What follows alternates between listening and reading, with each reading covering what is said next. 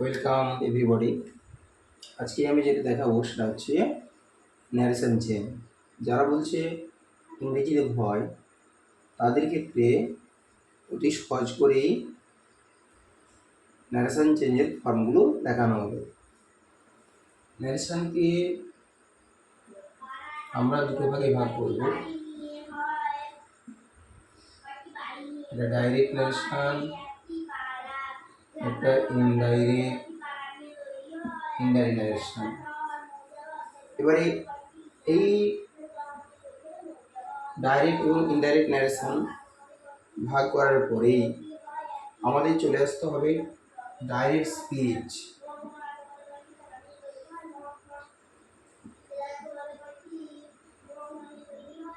Direct speech,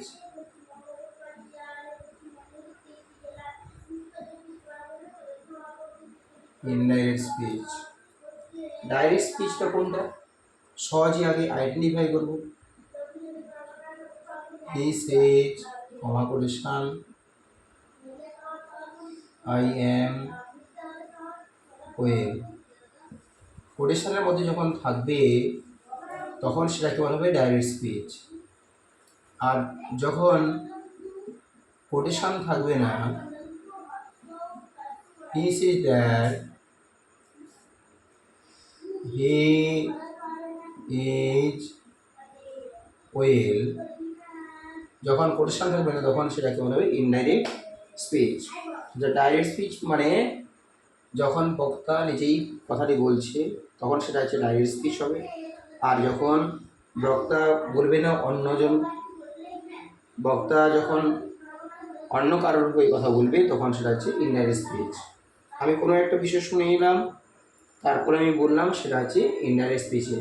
এমন আরও উদাহরণ হতে পারে, you say, comma quotation, I am ready. আর এটা হচ্ছে direct speech. You say that you are ready, এটা হচ্ছে ইনডাইরেক্ট স্পিচ। তাহলে আজকে ছিল এরকম ডাইরেক্ট আর ইনডাইরেক্ট স্পিচের উপর আইডেন্টিফাই করা, যেটা অত্যন্ত আমাদের কাছে খুব গুরুত্বপূর্ণ, সেটা নিয়ে দেখালাম।